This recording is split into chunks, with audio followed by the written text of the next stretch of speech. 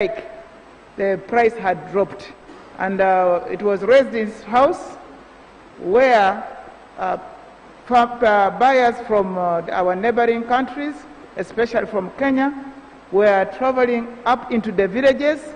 They would go and buy, for example, maize from the farmers right from the garden, cassava, sim, and they were the ones determining what price to give our farmers.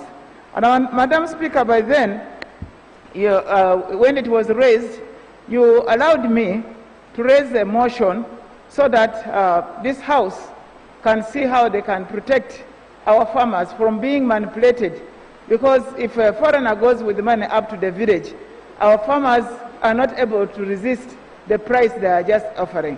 And since then, Madam Speaker, that motion has never taken off, and new development came in. My prayer is that probably we would redirect that motion and have it tabled here for the handset, and our farmers are protected. I beg to submit. Honourable members, if there is anyone interested in pushing that motion, really I will give time on the order paper. Anyone who is willing to pick up from Honourable Anywas. Yes, Honourable Mwiru, Nwagaba. That is Akamba. Oh, Kakoza. Okay, quickly. Thank you so much, Right Honourable Speaker and Honourable colleagues. Honourable Speaker, I benefited from the submission of Honourable Nambeshe and the Minister. We all seem to be on the same page, because as myself, I'm happy that the President has got market for his product, and therefore that is a very good thing. What all Honourable Nambeshe is saying is that actually, since he's the head of state as the President, he should be looking towards helping other farmers to actually get the market. I appreciate that actually our President is very industrial. One time he carried a bunch of matoke that he was going to look for market. We are saying it should exceed that. There should be a bigger body. We should be looking at other players in the field so that the market is there. I only thought I should underscore that point so that it is understood that we are not against the President selling the milk in Kenya. Because if he does, even the pressures on our national treasury will be reduced. So I just want to contextualize so that the Minister does not take a defensive approach, but we just have a discussion. So that as the President is going, he thinks about other players in the field. I thank you. Nwagaba? Kakoza?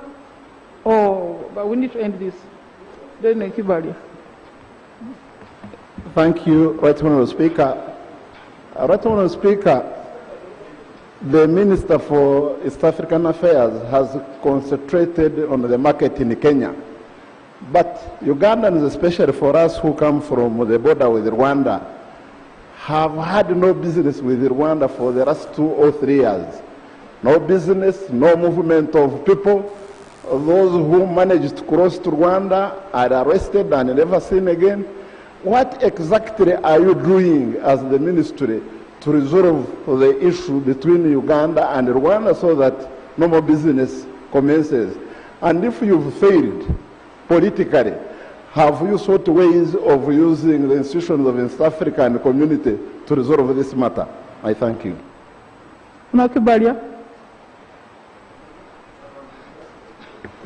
Thank you, Right Honourable Speaker. Right Honourable Speaker, mine is a simple clarification I'm seeking from the Minister of East Africa. Right Honourable Speaker, market is the deepest cancer that is killing the farmers and producers in Uganda. And now that we have the hope, as the Minister has stated, that there is a summit which is going to sit, I wish to find out from the Minister whether the summit is only going to address milk producers, or the summit is equally going to look at other areas and other farmers and producers that are suffering. Because, Right Honourable Speaker, we have the opportunity and the chance that our President is the one that wishes to be the President of East Africa. So we needed to see from the market that we need whether when he becomes the President of East Africa, things will be better. Okay, honourable members. Yes, Honourable Kakoza. Thank you, Right Honourable Speaker. I think the Minister of Foreign Affairs and the Minister of Trade and the Council of Ministers of Finance, we request them that to get interested. In business, you must be shrewd to have an advantage of the other. Kenya, if you talk of dairy production, that we are at a cheaper rate, that could be our advantage, because when we import goods and they pass through Port of Mombasa, we pay expensively. So what is our weapon, we as within the common market? Madam Speaker, when you know that we are partner states, we made agreements to be abided, why do we become vulnerable and become not shrewd when the other people take advantage of us? We should be shrewd. Our negotiation part should be with an interest than the other. Because, Madam Speaker, like what Honorable Muyanja said, on restriction of lorries, in partner states we agree that any road which passes through partner states, you have to pay 1.5% of the infrastructure development. So if I leave Kenya and I come to Uganda, that percentage is paid when I'm importing goods. So why do you restrict me who want to take goods when I pay it at an upper front? I think honorable ministers and get interested and become shrewd. The other guys beat us because they are shrewd and they have an upper hand in negotiations. Our weapon is, if we are producing milk at a cheaper price, then they have a port, can compensate for them. The dairy products, if it's expensive, also they should turn their investment where they can produce products cheaply. I can take it. Now, one.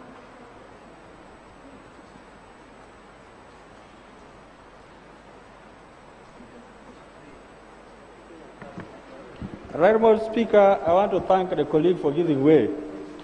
And this is the information, like you have put it. In Ikumi, I've seen trucks from Kenya coming to look for watermelon. And to us, that is an advantage. Look at the situation where somebody in the village is looking for market and nobody is coming to buy your watermelon. But somebody has come with a truck following you up to your village. Is it a disadvantage or an advantage? It is up to you to decide either to buy, either to sell or not to sell. But I think they help to bring the element of competition between those buyers in Uganda already and those who are coming from Kenya. So to me, that is the information that I want to offer to you. Sometimes it becomes an advantage. Thank you. To sum up my point, Madam Speaker, I think we should not look at just on one product. Look at the sugar, how Kenya has been treating us. Today they say that we import 100 tons. Tomorrow they say we are not taking. But we have a surplus. And we invested a lot. When you look at the National Planning Authority, NDP3, where government is investing in core projects like sugar factories, where we bought shares, our target is with the partner states. And these are bilateral agreements agreed upon. How come then after investing a lot in those products, now they turn around and say, no, we are not taking? I think there is a bit of interest and shrewdness that also we have to take a position as a country with partner states that this is also our benefit than keeping quiet and treating the matter as if it's simple. Government takes a lot of money, invests in these core projects to make our economy grow, but when it comes to the market, then we back down. I think ministers who sit in the National Council of Ministers of Finance, Trade, get interested and we put down our feet and say this is our partner state where we want to benefit from. Thank you, Madam Speaker. Thank you. So, honourable members, we have been told that there will be a summit of the heads of state. We have also been told that the Council of Ministers will meet, that there will be bilateral meetings. However, I wanted to encourage the people of Uganda to get involved through the Treaty for East African Cooperation. It is possible for citizens to take the state, a partner state, to court. And I want to read Article 30 of the Treaty for East African Cooperation. It provides as follows. Any person who is resident in a partner state may refer for determination by the court the legality of any act, regulation, directive, decision, or action of partner state or an institution of the community on the grounds that such act, regulation, directive, decision, or action is unlawful or is an infringement of the provisions of the treaty. Clearly, the non-tariff barriers imposed by the government of Kenya are an infringement of the treaty. So I want to encourage the citizens to go beyond government and go to court, the East African Court of Justice.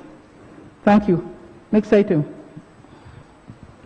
Item number 3.2, statement by Minister on irregularities and inconsistencies in payment of allowances to police constables who rendered security services during electoral exercises in the various parts of the country.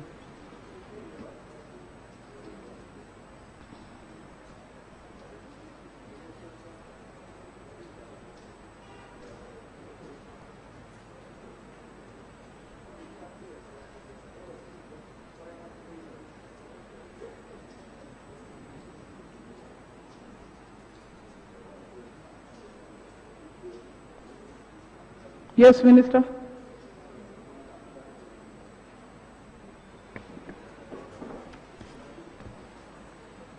Madam Speaker and colleagues, I'm making this statement in response to the concerns raised on the floor of this House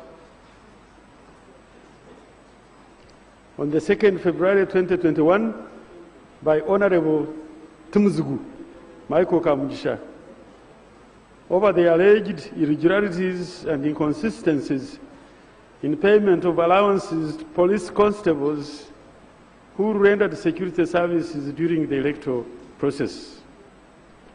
Madam Speaker, as you will recall, I promised the House that I would consult and come back and report.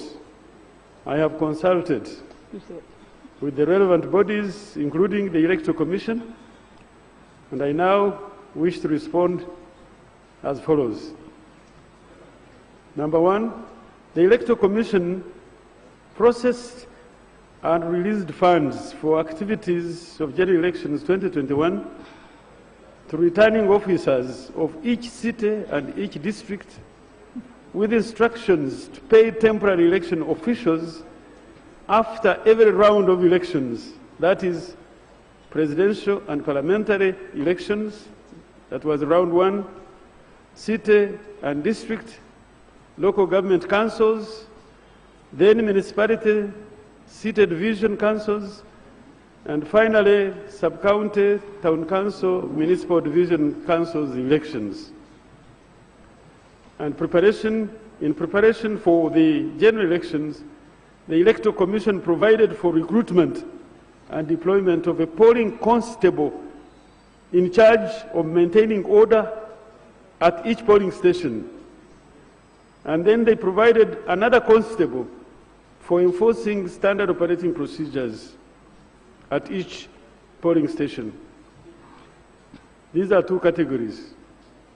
The Electoral Commission provided for payment of shillings 40,000 per round of elections to each polling constable in charge of maintaining order.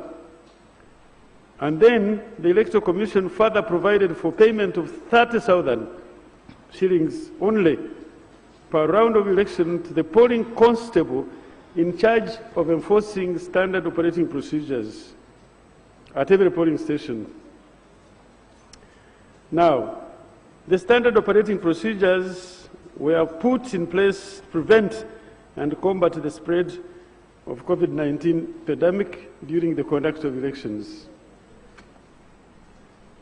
The Commission released funds totaling approximately 8 billion towards payment of the above temporary election officials. Now, the disparity between the amount payable to the polling constables of 40,000 for the constable in charge of keeping order and 30,000 shillings the constable in charge of operating standard operating procedures is because the constable for standard operating procedures was a new category introduced to the polling station structures. The allowance rates for each constable were very clear, and the difference could not constitute an irregularity, as it has been alleged. Furthermore, there is no inconsistency in the amount being paid to the respective category of election officials, as their rates were clearly stated in their letters of appointment. Right Honourable Speaker, honourable members, I wish to confirm to the House that the Electoral Commission released all the money required to pay all our temporary election officers. This includes polling constables who were appointed in writing and deployed at each polling station. The Electoral Commission further issued a circular to all cities and district returning officers, instructing them to ensure that all temporary election officials are paid as per the rates indicated in their respective letters of appointment and in accordance with the terms of employment. This position was communicated to the general public and stakeholders in the electoral process through public announcements and press notices. I'm sure some members in this House must have heard of this. It is also true, Madam Speaker, that it has come to our notice that there were some delays in some parts of the country to make payment to police constables, especially those who were drawn from outposts. So given the tight demands of the general election schedule, the returning officers were not able to make the required arrangements to travel to this station to pay these constables directly and promptly. But now that the elections are concluded, Madam Speaker, the necessary arrangements will be made to pay every constable right from their posts. The Electoral Commission has assured me, and I have no cause to doubt them, that they will settle the delayed payment within a period of 14 working days from today, the 10th of February 2021, and will also handle any specific cases where there has been unnecessary delays to pay the appointed officers. Madam Speaker, in conclusion, I want to thank you, Madam Speaker, and I want to thank Honourable Tumuzugu Michael, MP from Kajara, my neighbouring county, for raising these concerns, and hopefully this statement provides satisfactory response. I thank you, Madam Speaker, and I thank you, members.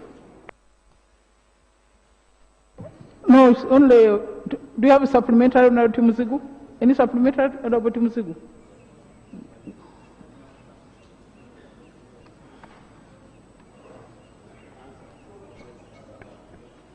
Thank you, Madam Speaker, and I take this opportunity to thank the Minister for bringing this response. Madam Speaker, I am happy that the Minister knows that there was inconsistency and irregularities. But Madam Speaker, I want to inform this House and the Minister that it is not true that those police constables which were supposed to maintain SOPs, it is not true that they worked. They were demobilized and they were not paid anything. They only paid 30,000 to those who were maintaining order at the boarding station in my district, specifically in Tungamo. Therefore, those people who maintained order are the ones who got 30,000 only twice. Elections for chairperson LC5 and councillors, then elections for lower local councils. As for the president and the members of parliament, they were not paid at all. And only one person was paid. Therefore, it is not true that in Tungamo and maybe other districts that all police constables were employed. Secondly, Madam Speaker, I give you my sister. Madam Speaker, there was another problem of lack of appointment letters. Those people did not know how much they were working for and how many months they were working for. When they were being paid in Ntungamo, they had to call me. I stood there. Instead of paying them using their accounts, they paid them cash. And it should be noted that in the process, some police constables were fired. And therefore, we don't know where that money went because it was delivered by hand. If they had used their accounts, those people would access their money. So, Madam Speaker, I request the Minister to tell us really why those people were paid in cash, not through their bank accounts. Secondly, the person who gave him information that all police constables worked, he needs to go there and cross-check again, most especially in my district where I have evidence that only one police constable worked.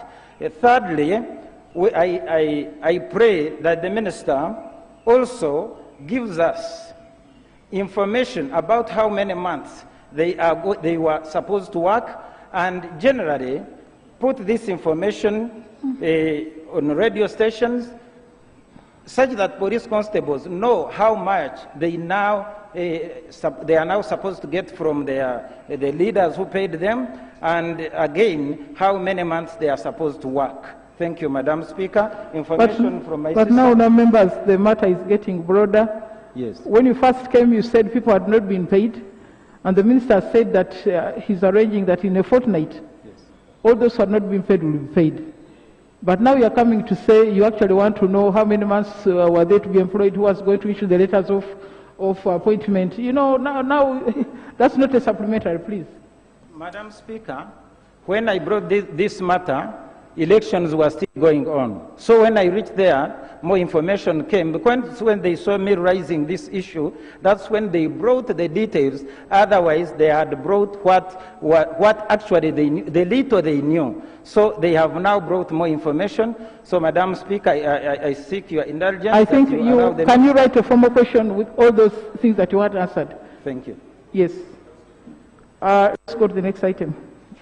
Next item. Item number 3.3, statement by Minister on the legality, structure, composition and operations of the Mineral Police Protection Unit in the country. Minister of Internal Affairs.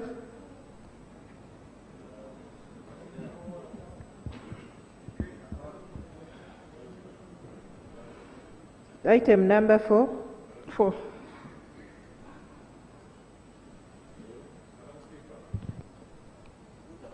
He's not here.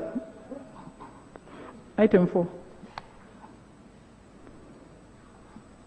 Item 4. Minister of Gender. Minister of Energy, Water. Okay, can we invite the Minister of Energy responding to the issue of Honorable Musana? Minister of Water and Environment, please. Sorry, there's another statement. We had amended the order paper. Let's have that statement out, that response, a very quick one, and then the Minister of Gender.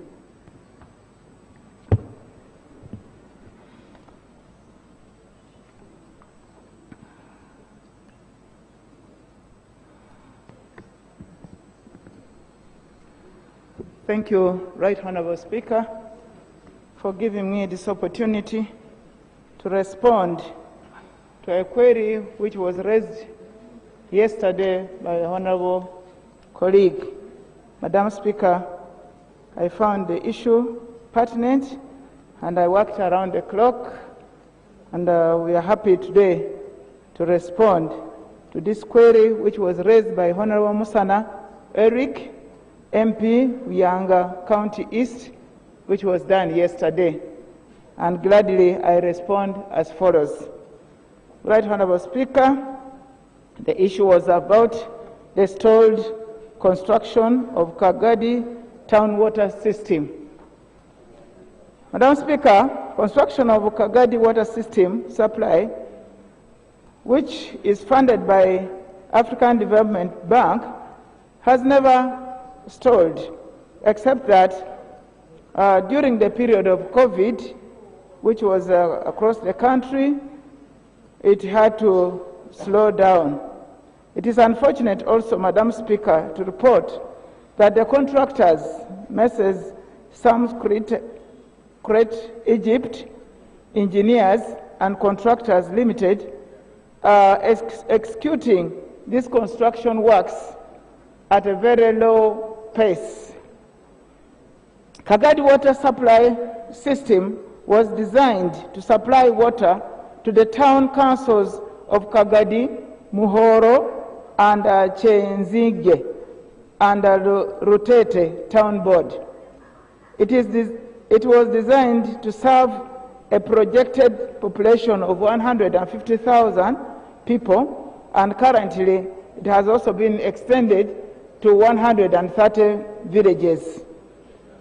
Madam Speaker, the construction works were contracted out to Messrs. Samskrit Egypt Engineers and Contractors Limited at a total cost of Uganda shilling 22.8 billion, including taxes. Construction works were to commence in November 2019. Unfortunately, the actual commencement was not realized until May 2020 because of issues related to the mobilization from Egypt. Right Honorable Speaker, the overall progress of the construction works to date stands at 89% completion, as detailed below. 1. Kagadi and Chenzige town councils. The construction work of the 3 pump stations in the villages of Mambuku, Chenjaju, and Kijanjaizi have progressed to the stage of applying final finishes. Construction of most of the water treatment unit at the water treatment plant in Chengaju has been completed, except Ariata, which is still under construction. Installation of pipe fittings is also outstanding. Construction of 2 reservoirs of the capacity of 600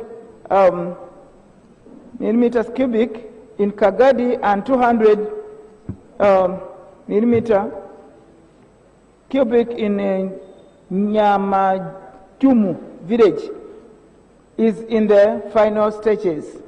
Construction of 6.4 kilometers of transmission pipelines and 82 kilometers of distribution pipelines has been completed, pending installation of fittings and construction of related chambers. Construction of the water office and public toilet has been completed, Madam Speaker. The contractor has commenced on the preliminary testing of the infrastructure in Mambuku and Nyamachumu water. Water has been pumped into that part of the water system, awaiting testing.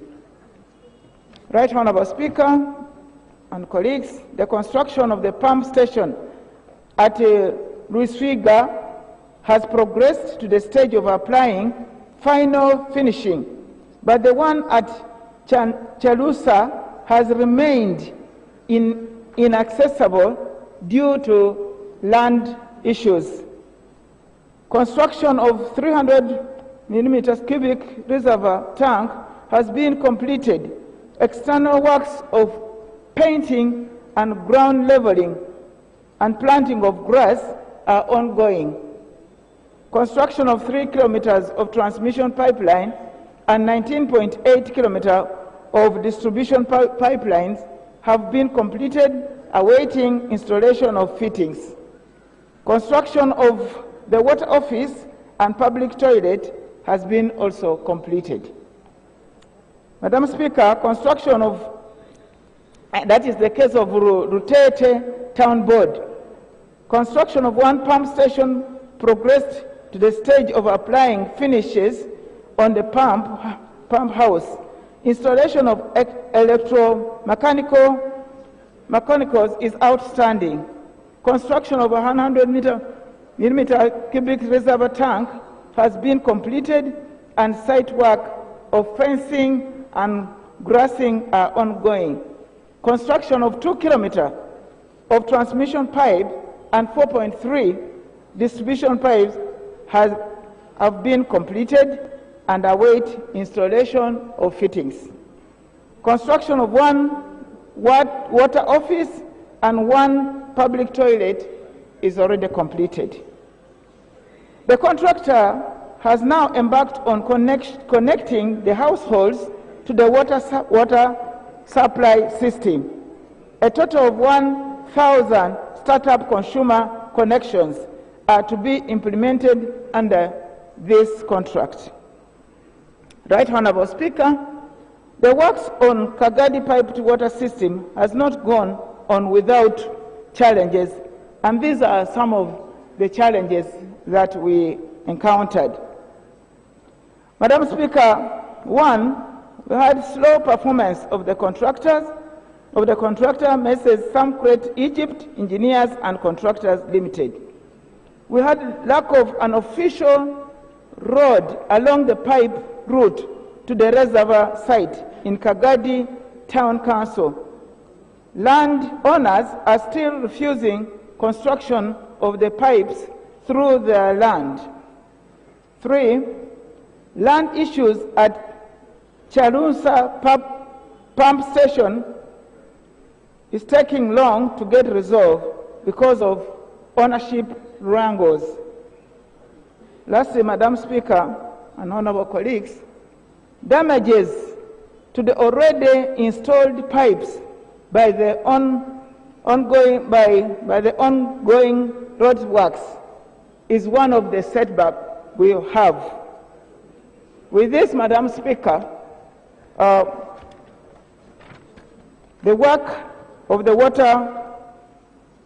waterworks has been progressing on, but these are a few things which my colleague who raised the issue as an area member of parliament, we shall have to combine effort and resolve the outstanding issues so that the project is completed to 100%. I beg to submit. Eric Musana, is there any supplementary?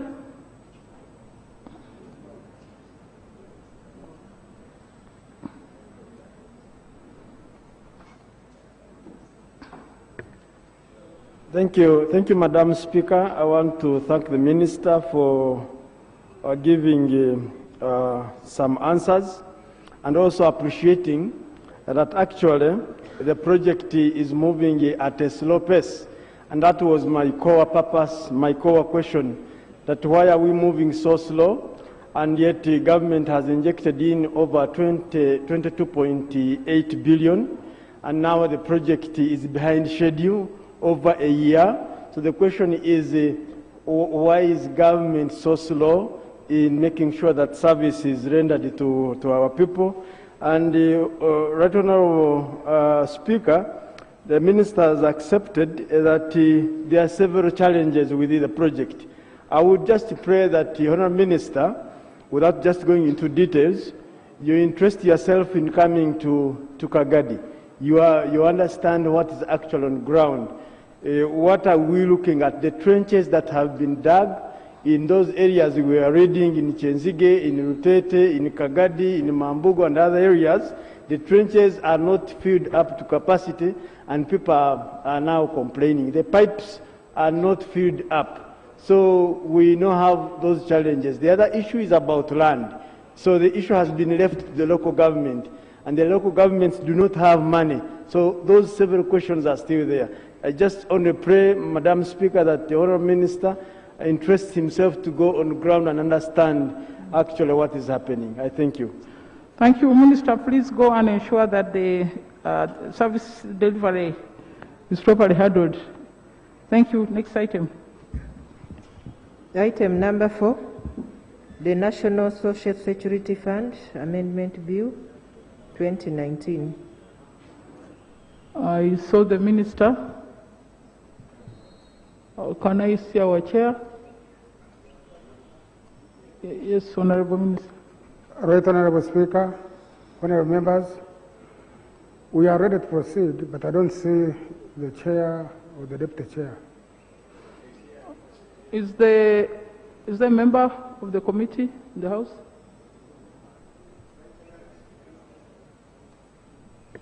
Right, Honorable Speaker, the chair talked to me and she said she had sent a request that since the chairperson and the vice are both away, they requested the debate for that report to be referred to another day.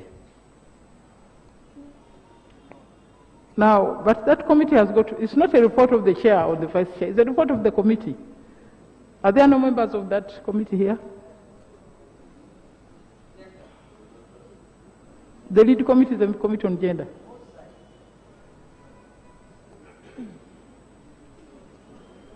Are they able to come tomorrow? For those who are in touch with them, what is Honorable Bondez, what is Honorable Kunihira?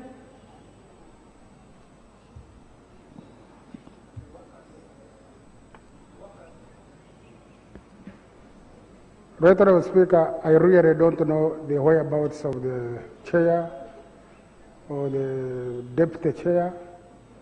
But as you remember, Right Honorable, this bill is for second reading. Almost all clauses were covered. We had remained with only 2. And as I said, we are prepared to proceed. I think the House is a bit handicapped. We shall reflect the matter on the order paper again tomorrow. And if the chair and vice chair don't come, I will now look at the Committee on Finance and get Honorable Musasizi to move the remaining clauses. Next item. Item number 5, the Constitutional Amendment Bill 2019. Honourable members, before we go to the bill, yesterday a matter was raised by the Leader of Opposition. This was after the committee chair of Legal and Parliamentary had presented the report for the second reading of the Constitutional Amendment Bill 2019. The Leader of Opposition, the Honourable Betty Aol Ochan, raised a procedural question as to whether the House can debate the Constitutional Amendment Bill 2019 given the reduced number of the members of Parliament, arising from my guidance of 8th April 2020 regarding observance of the COVID-19 standard operating procedures, that only a maximum of 100 members of Parliament can be allowed to sit in the Parliament chamber at any one given time.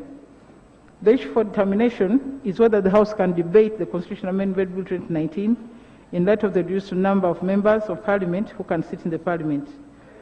Honourable members, the quorum of Parliament is prescribed in the Constitution of the Republic of Uganda, 1995, the rules of procedure of Parliament.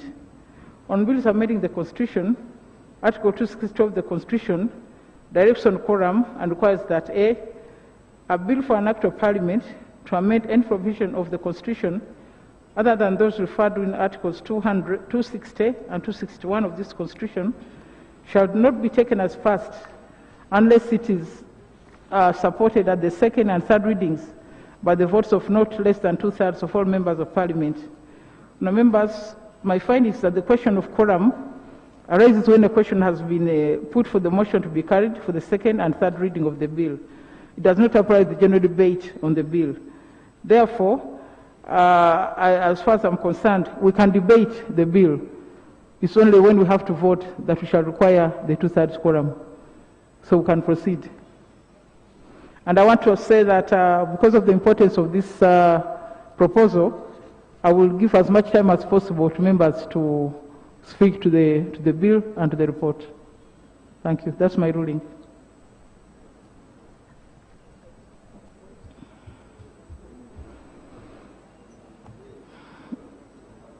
Well, members, you had the minister moved the second reading. You had the report.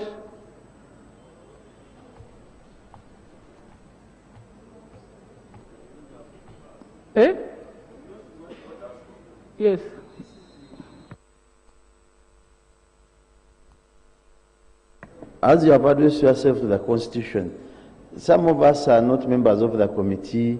These days our iPads don't receive reports. We don't have copies, and our debate will be very difficult. I don't know whether you would provide for us some copies, hard copies, from as you have always done, so that we get the copies. Debating without copies is very difficult to some of us who are not members of the committee. And since you have opened up the debate for enough time for every member, we have to look at different articles that have been talked about, so that we give an informed position that will determine the voting process to reach a rightful decision. I don't know how you are going to help us, Madam Speaker. What has happened to your iPad? They don't receive. Mine is not functioning.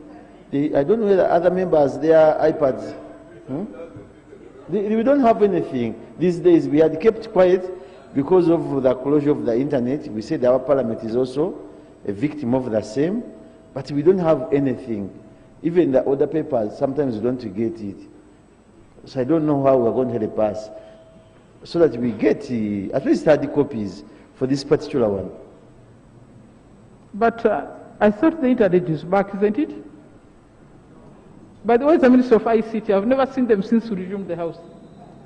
The Minister has allowed the only internet minus Facebook. They are also giving it in a staggering form. That's how they are opening social media and others. But when you talk about our iPads, they can't. Even if you go to VPN, as some institutions have done, and the ministers, still it does not work. So we either get hard copies tomorrow, then we open a debate for us, we deliberate, Madam Speaker. Yes, Honorable Amongin. Thank you, Right Honorable Speaker. Mine is a procedural matter. Aware that what we are meant to discuss is a bill, and it's an amendment, a constitutional amendment, which is very imperative to all of us, and it is to the interest of all of us here and the country. Aware that we've just come from electioneering, and most people were not privy to this document in advance. And also, we've been on an internet lockdown. In any case, some people were using VPN. And obviously, if we were to take people to cells, like the Minister of ICT had indicated, that if you're using VPN, then all of you are potential prisoners. Almost all of us, including those seated here, would go in. Meaning that apparently the only format where we used to get the communications would be through our iPads, and this bill is of an interest to all of us. I would like to raise a procedural matter, Madam Speaker, through you, that wouldn't it be very right for us to stay this debate, let members get privy to what is in this report, and then we open the debate and to the House, so that we can effectively debate on this bill, because it's in regards to the constitutional amendment. Right, Honorable Speaker.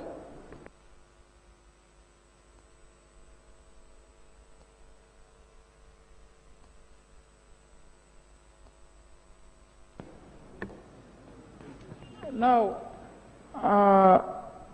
honourable members, I think that it's important for members to get properly informed. But I've also been told that some iPads are working. But in case there are members who have challenges with the iPads, please take them to the ICT department to assist you. Then we shall arrange for a debate when we are certain that members have been able to access the documents. So we defer the debate to Tuesday next week. Madam Speaker, is it possible, Madam Speaker, through you, to use this chance, given the challenges we are facing since WhatsApp was switched off, for the Minister of ICT to really come and tell the public when he's intending to open, or else is until further notice, until the next election of 2026, that's when we shall have it. Yes. Honourable Speaker, and again, I don't know what method you, Madam Speaker, are going to use, but you have all the powers. Most of these members were in the village asking for votes, crying to come back here. Now the chairs are empty. They want some of them, we find them along the road. We are handling crucial issues. When the Parliament, and you are paying us, by the way, they are getting all the emoluments and everything. I don't know what method you are going to use to make these members know that they are supposed to be here. Whether they made it or not, they have to conclude their term. But they are there, they were fighting, stoning each other. Yes, we have to be serious on our members, that these members who don't want to attend the Parliament, yet Parliament is in session. Order. Not fair. Order. All right, Honourable Speaker, of course, the Honourable Sewungu, I respect you. I don't think it's right for you to insinuate that members who did not make it to this House are crying in the streets. No. I think it's very unparliamentary because we all went into, those who stood for the election went with confidence, and we know that in any election there is a winner and a loser. And as far as I'm concerned, I know that members of this House are full members of this House until May. Therefore, while the statement that you raise is right, I don't, right, Honourable Speaker, is the Honourable Sewungu in order to insinuate that the honourable members who did not make it to the next House, that is the 11th Parliament, are busy crying in the streets, when actually I am one of those members and I'm ably here in this House. Are you really in order to insinuate, not knowing that the former losers can be, the former losers can be future winners? Are you in order, right, Honourable Sewungu? Okay. Honour members, he's out of order, because in this House I can see members who did not make it but diligently attend to their duties. But I just want to remind the members, the 10th Parliament expires in May. Therefore, required to be here to do the work. Let's go to the next item. Right, Honourable Speaker, let me correct my record. That's not what I've said. And I've ruled on that already. Yeah, but she has accused me. I've not said that some people are crying. I said there are some members, both those who made and never made it, should be here. But some members, you find them in the streets, they're not attending. I have already ruled that all members of the 10th Parliament must return to work. Let's go to the next item. Let's go to the next item. 6. The Accreditation for Conformity Assessment Bill 2018. Now, on members, yesterday the motion for second reading was done, the report was presented. Now, debate. Debate. Yes, Madam Chairperson, I'd like to move that the House do resume and the... No, we are going for debate. To debate? We are going for debate. Oh, okay, thank you. Debate. Accreditation for Conformity Bill. You're also coming back, but you finish your work. Madam Chair, I just want to say that this bill is more of a technical bill. Maybe we might be allowed to go into the committee stage and then we process the bill as we understand it. Because the debate is very technical. So the debate will be better suited when we look at the clause and then we see how to... Yes, but I cannot just go to that. I must ask the members whether they have comments on the bill. Does anyone have comments on that bill? Honour members, are there members have comments on the bill?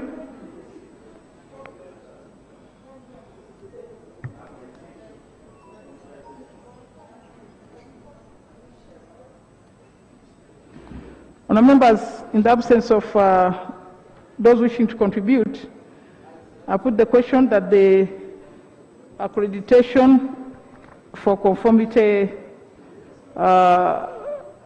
assessment bill 2018 be read for the second time. Those in favor say aye, the contrary no. Ayes have it.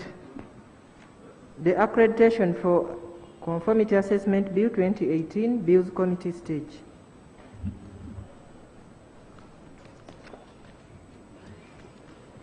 We're going for committee stage, honourable members.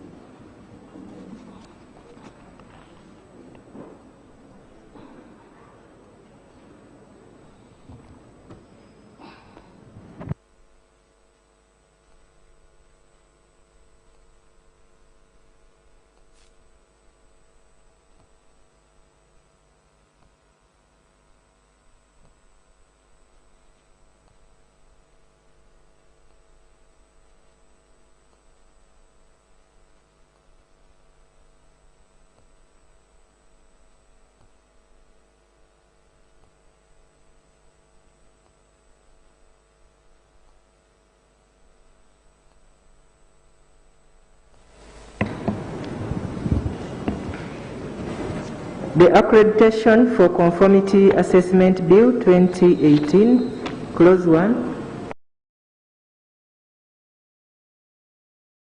Members, I put the question.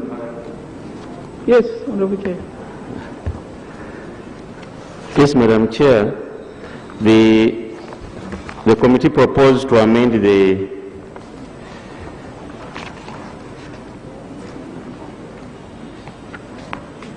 The committee had proposed to amend the title, but I think that will come later. No, title is the last.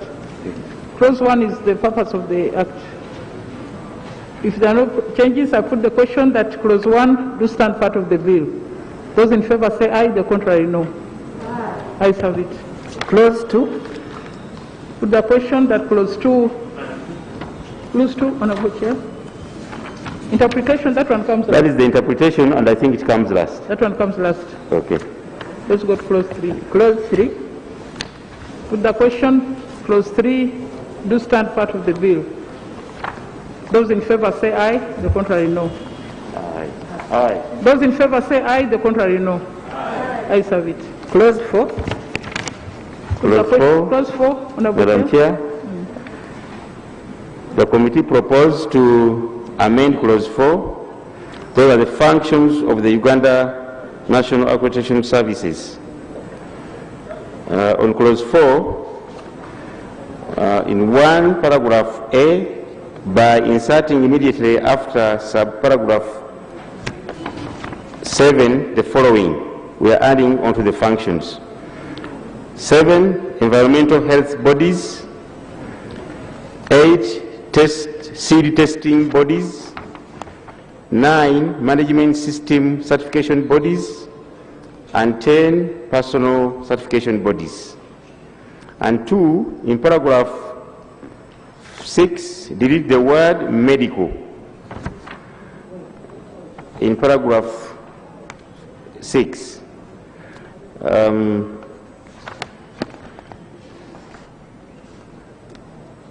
And then 3, by substituting for paragraph B the following: to accredit conformity assessment bodies and persons. 4, adding the following paragraphs immediately after paragraph A to provide as follows: to provide for accreditation in Uganda. B, C, to assess conformity assessment bodies for competence and compliance with the provision of this Act. D, to compel an accredited body or person to take appropriate action related to their conformity assessments. E, to establish and maintain a register for all accredited bodies and persons. F, to design and issue accreditation certificates to accredited bodies and persons. And G, to act as the national arbitrator in case of contradicting results. Justification: to widen the scope of the functions offered by the service in order to empower it to manage the sector efficiently and effectively. Now, Honourable Chair, first I want to know, under 6, when you remove the word medical, release the laboratories. Okay. If you remove the word the laboratories remain there? Because it was medical laboratories. That is, it remains as laboratories. Okay. Because we don't want to segregate between medical and other laboratories that they maybe do chicken, test chicken or something. Just say laboratories. Okay, then paragraph A, we are proposing to add these promote arbitration Uganda access conformity. Are they substituting what is here, or you are adding other things? Pardon, Madam Chair? You know, under paragraph 4, yes, you say 4 is amended. This 4, I think, which is certification bodies, is the 4 is clause 4. I'm adding the following paragraphs immediately after paragraph A. Provide as follows: yes. B, C, D, E, F, G. Yes. How do they relate to the B, C, D, E, F, G, which are here? Okay, the ones that are there are in addition to the ones we are creating. I think it is a matter of rearranging, but we're adding the functions. We're just adding functions to the... So I think instead of you numbering them, yes, you say we introduce the following functions, yes, and then the legal officer will complete the numbering, because now we have a B here, a new B. There is a C here, there is a new C. Okay. There is a D and there is also D. Okay. So let's say you are introducing the following. Yes. And then we shall say that the clerk will sequentially include them in the among the functions. Yes. And they'll be numbered. Okay. Not through your... Madam Chair, I agree with you. The renumbering is erroneous, but the functions have been added. Okay. Honourable members, I put the question that clause 4 be amended as proposed. Those in favour say aye. The contrary, no. Aye. Ayes have it. Clause 4 as amended. Put the question that clause 4 as amended do stand part of the bill. Those in favour say aye. The contrary, no. Aye. Ayes have it. Clause 5. Honourable Chair, clause 5. Clause 5 includes is among the board, the Board of Uganda National Accreditation Service. Clause 5 amended by 1, inserting a new paragraph immediately after paragraph C to provide for the permanent secretary of the ministry responsible for works and transport. Also in paragraph F, by adding the word organizations immediately after consumer. And then in paragraph G, by deleting the repeated words Uganda National Accreditation and substituting the words have no right to vote, the words to be an ex-officio member. We are removing the word have no right to vote and replacing it with the words be an ex-officio.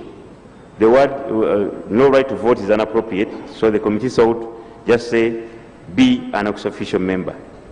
Justification: it is important that the Ministry of Works and Transport is represented on the board due to the big number of construction equipment that has to be accredited.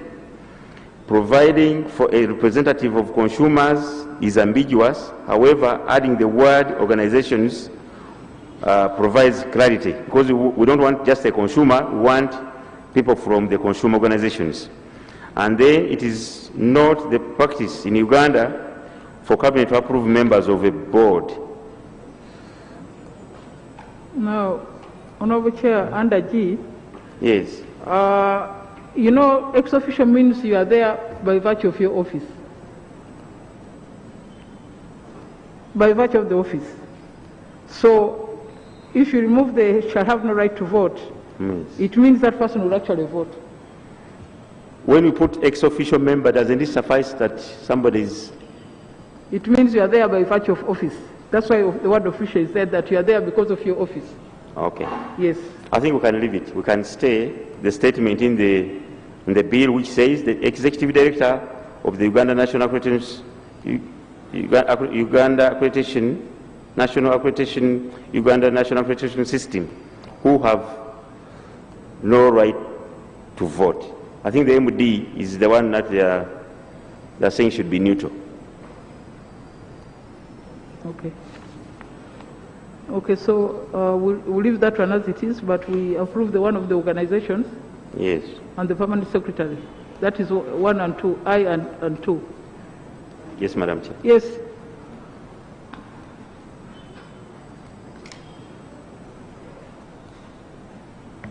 Madam Chair, I think recently we agreed that we don't need to establish more bodies. And this one, of course, is another body. And it looks we are even burdening it with the number of board members, because even the number of board members is quite big. Madam Chair, I don't know where we dropped the idea that we should go ahead to establish new authorities. Now this time they have changed the name from an authority to a system. And this system under clause 3, it is a body corporate which has a seal, which will have movable assets and whatever. So they have just changed the name from an authority to just a system. Madam Chair, given that, I want to just pose 2 issues here before I can make the other case. One, have we as a government removed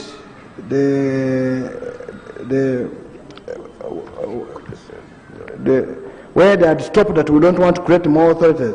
Have they now removed the ban? And if they have they now said that we should go ahead? Why is this one more important? Before I can comment on the board, I would like the minister to help me on that. The second one, Madam Chair, if the seat is there, board members are supposed to be paid. And whether it's a PS, whether it's a what, is supposed to be paid sitting allowance. Now, if you make this too big, again, the cost will go high. And the last one on this is that if you look at J and 3, G says no vote, but again 3 says the executive director shall be the secretary to the board. Secretaries to the boards are never voters.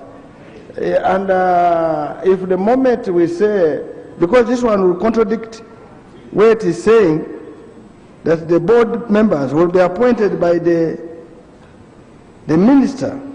So a board member who is appointed by a board and he has no voting right, and at the same time, there is a conflict here, which I don't understand.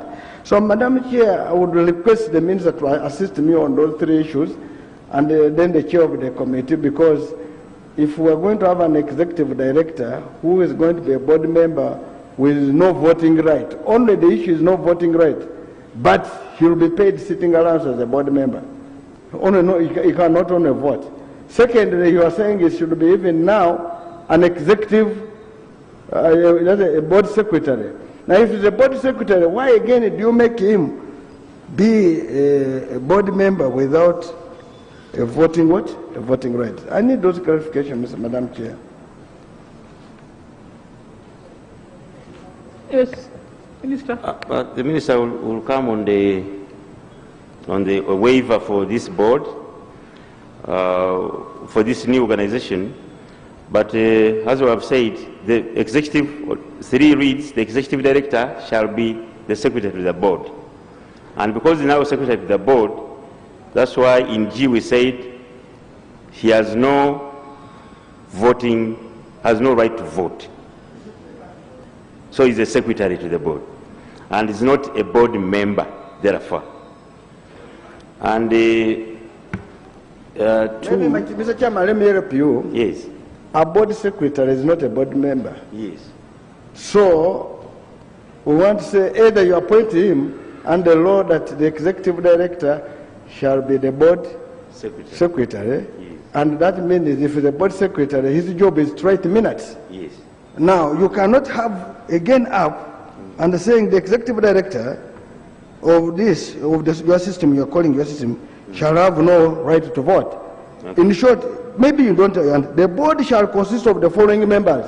Yes. Up there,